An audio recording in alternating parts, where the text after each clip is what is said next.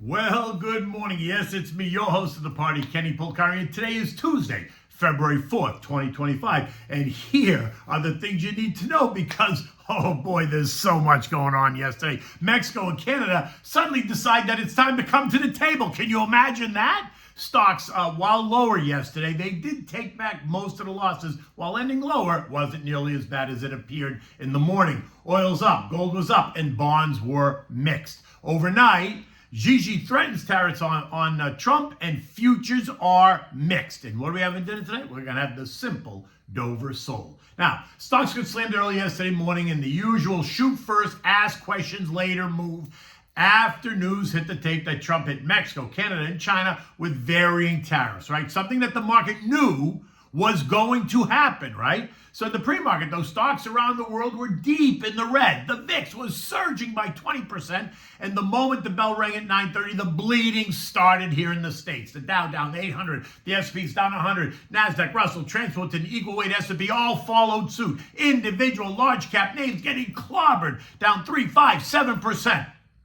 As the algos had a stroke, apparently never believing that Trump would follow through with what he's been saying for months and months, right? Were they not listening to the rhetoric over the past 7 months? And what about Mexico and Canada? Did they just not listen to his words? Well, team, welcome to the new administration that is taking no prisoners, right? He said he was going to do it. He did it. And there you go. And as the sun rose across the northern hemisphere yesterday, the ground shook, right? And woke up the current Mexican president, Claudia Sheinbaum Pardo, and lame duck Canadian Prime Minister Justin Trudeau. 25% tariffs on all imports coming from both these nations, and that caused both of them to wet their pants, right? So what did they do? Suddenly the phone was ringing off the hook at the White House. Everybody wanting to discuss the tariffs, and suddenly they wanted to play nicey nice in the sandbox. Stocks continued to decline, and then Claudia takes to Twitter, announcing that she had a very good conversation with Donnie and that she suddenly found it advisable to send 10,000 troops to the border to stop the insanity that's been going on for 4 years.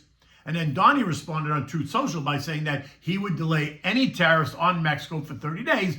This gives her a chance to make good on her promise. So stocks stabilized and started to take back some of those early losses. The question now is, what happens if the cartels force her to change her mind? Because who's kidding who? She does not run that country. Come on, let's be clear about that.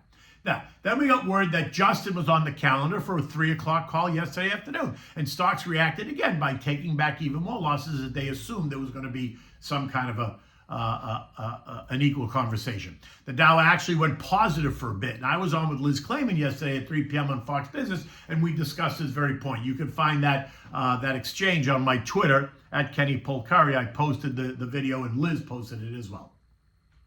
In any event, while many view the tariffs as a negotiating tool, there are others that view this as the start of a trade war. And that was causing all this negative reaction that it was going to turn into this war. Some of the big banks warning us that a long, drawn-out process could create stagflation here, leading to a decline in corporate profits of about 2.5%, while causing the market decline of about 5%, which, by the way, isn't really anything to get your panties in a bunch about. The S&P is already down 2.6% off the high. So what's another 2.5%? That would take us to 58.40-ish right on the S&P. Just a bit below the intermediate term trend line of 58.86. Hardly a disaster at all. By the end of the day, though, stocks did end lower as investors, traders, and algos remain a bit uncertain about what happens next. Some calling it a win versus what it looked like in the morning, right? But I'd say maybe not so fast. In any event, the Dow lost 122 points, or 0.3%. The S&P down 45 points, or 0.8. The NASDAQ lost 235 points, or 1.2%. The Russell down 30 points, or 1.3%. The transports gave up 380 points, or 2.5%, while the eagle-weighted S&P gave up 58 points, or 0.8%. Now, overnight, 10% tariffs went into effect in China, and Gigi responds immediately by imposing tariffs on some U.S. goods, trying to avoid further escalation between the two countries. He put a 15% tariff on U.S. energy inputs and a 10% tariff on American oil and agriculture equipment. They're opening up an investigation on Google, over antitrust and data privacy concerns, and in an odd way, they blacklisted PVH, the old Phillips Van Heusen that now represents Calvin Klein and Tommy Hilfiger clothing. They make clothing and accessories. So you ask, what's up with that? But there is more to that story. PVH apparently has had some human rights controversies, and they've made apparently some controversial statements about China's leadership, something that Xi does not take lightly. So there you go. Now they get blacklisted. Latest word this morning is that the U.S. and China are due to have conversations later today and later this week. Not Xi and Trump, just, other diplomats. So let the games begin. And by the way, PVH is quoted down $4 this morning, or nearly 5%, while Google is actually quoted up 0.6, and their earnings are out later on this afternoon. In any event, this whole thing remains a very fluid situation that's going to cause some to remain anxious, while others will use any significant weakness as an opportunity to put more money to work. Of the 11 S&P sectors, 6 ended the day higher, while 5 ended the day lower. Energy led the pack, rising by 0.6. Utilities up 0.5%. Consumer staples, healthcare up 0.4%. Communications up 0.2, and basic materials gained 0.1%. On the downside, you had consumer discretionary and tech plunging by 1.3%, industrials lost 1%, financials down 0.4, and real estate off 0.2%. Other sectors, down the list, saw home builders lose 2.5%, Russell was down, retail was down 1.75%, airlines down 1.4%, disruptive tech down 1.7%, the growth trade down 0.8%, the value trade down 0.5%, semis down 1.8%, cybersecurity down 6%, aerospace and defense down 0.3%. As I also pointed out in yesterday's note, the contra trades were going to be the beneficiaries, and they were. The dog was up 0.3%. The PSQ up 0.8%. The SH up 0.7%. The VIXY, VIXY, was up 2%. The SPSX was up 2.2%. And the SARK, which is the contra to disruptive tech, was up 3.2%. The VIX, which was up 20% in the pre-market, ended the day up 13%, reflecting the moves that came out of the White House. Overnight, the VIX surged again last night, but at 6 o'clock this morning, it was kind of flat on the day, suggesting that while the tone may be calming down a bit, it doesn't really mean that stocks are going to rally. It just means we're not going to see the level of panic in trading that we saw yesterday morning. In fact, U.S. futures are still a little bit lower this morning, but not substantially, but we're going to come back to that. Oil rose yesterday on all the excitement, WTI rising to a high of 75.18 before closing at 73.16, up 70 cents versus Friday's close. This morning, oil is under a little bit of pressure because of the China tariffs, sending it down $1.20 at $72 basically.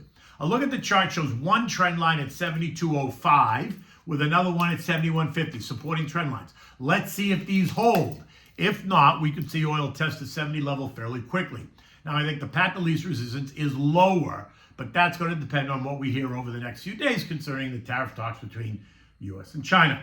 Gold rose by $15 yesterday because of all the chaos as investors ran for the safety trade. Gold traded up to $28.70 in the early morning before closing at $28.50 after the panic subsided and cooler heads prevailed. This morning, gold is down $14, leaving it $2,800 as support. My sense is that at any moment we've seen the highs, unless of course the narrative changes dramatically again. Eco data today is all about the JOLTS report, Job Openings and Labor Turnover Survey, which is expected to show 8 million openings, right? That's down from 8.1 million openings last month. Now, look at the quits level. It's expected to be 3.1 million, up from 3.06 million. Sounds like a lot. Now, the JOLTS quit rate refers to the percentage of workers who voluntarily leave their jobs in a given month. It is considered a key indicator of worker confidence in the labor market, right? A higher quit rate, which is what is expected in today's report, means that workers feel confident that they can find a better job, suggesting a strong labor market with better wages. This is a good indicator, but goes to my point that the Fed has no reason to cut rates anytime soon. Because if this is true, then the labor market is healthy and robust. Hardly a reason to slash and burn rates. Capiche? Now, we're also due to get factory orders down 0.8, durable goods orders down 2.2%. Tomorrow brings the ADP report, and Friday brings the NFP report. That's expected to show an increase of 170,000 new jobs, while unemployment is to remain at 4.1%. And the earnings parade continues. Yesterday, we had a 100% hit rate.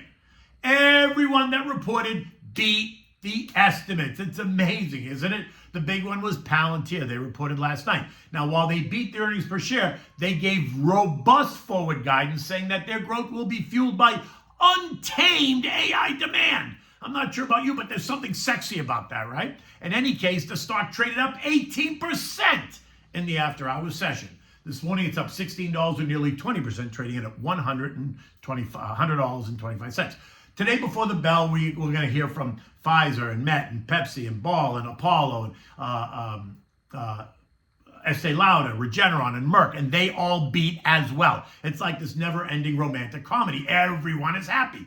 After the bell, we're going to hear from 20 more, and they include AMD, MOD, Simon Property, Snap, Amgen, Google, Chipotle, and more. And I would say it's AMD and Google that are going to be the ones to watch in the after-hours session. So U.S. futures are churning. At 7 o'clock this morning, the Dow was down 115, the S&P is down 5, the NASDAQ was now up 11, and the Russell was down 2. Investors need to remain vigilant. While the tone is better today than it was yesterday, we know how that can change on a dime in either direction, which is why I keep telling you, make your shopping list. Know what you want. Take advantage of weakness in good names when it's nothing more than panic selling. Yesterday was a perfect example of panic selling, right? European markets this morning are mostly higher, not by much, but they are up. Italian car maker Ferrari posting a 21% uptick in full-year profits while making positive guidance for all of 2025. Well, yahoo for them. Europe remains on alert as they monitor also any new developments surrounding tariffs and trade policy that may come out of the White House. There are no economic data reports today, so the focus is on earnings, right? So just keep your eyes on those earnings. The S&P closed at 59.94, down 45 points. Yesterday, we breached a trendline support at 59.94 to trade down to 59.23, just 30 points away from testing intermediate trendline support at 58.86, before taking most of it back, ending the day on the north side of the trend line. Yesterday's move did cause some internal damage, and that's going to need to be repaired. And we will do that over the next couple of weeks as the headlines become a little clearer, right? And the tone calms down a little bit.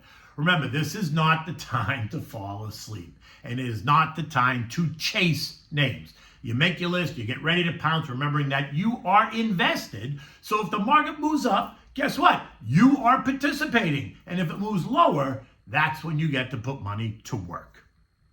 It's not any more complicated than that. Okay, so what do we have for dinner tonight? So we're going to have this this quick and easy, simple Dover salt. The whole thing takes you 20 minutes, start to finish, right? And you're going to add in maybe some steamed broccoli and a salad, and you are done. It's a perfect dish for, midday week. For this, you need a pound of Dover salt, flour, lemon juice, capers, butter, white wine, and salt and pepper. You're going to begin by rinsing the fish and then just patting it dry with the paper towel. You're going to season the flour with salt and pepper. Then you're going to dredge the fish in the flour, kind of shaking off any excess flour. But you want to make sure that you coat it on both sides. Now, in a large saute pan, you're going to melt the butter. When it's hot, you're going to add the fish. You're going to fry it 3 minutes per side, depending on the thickness. Then remove the fish and place it on a warm plate. Now, melt more, go back to the saute pan, add a little bit more butter, melt the butter, add the capers, the lemon juice, and a little bit of white wine. Let the wine burn off a bit, taste it to adjust the seasoning. When you serve it, you're going to place the fish on the plate, drizzle the sauce all over it, and then serve it with steamed broccoli and a salad. It's simple, it's quick, it's delicious, it's easy, and it'll feed everybody, and they will all like it. In any event, it's a gorgeous day here in South Florida. Until tomorrow, you take good care.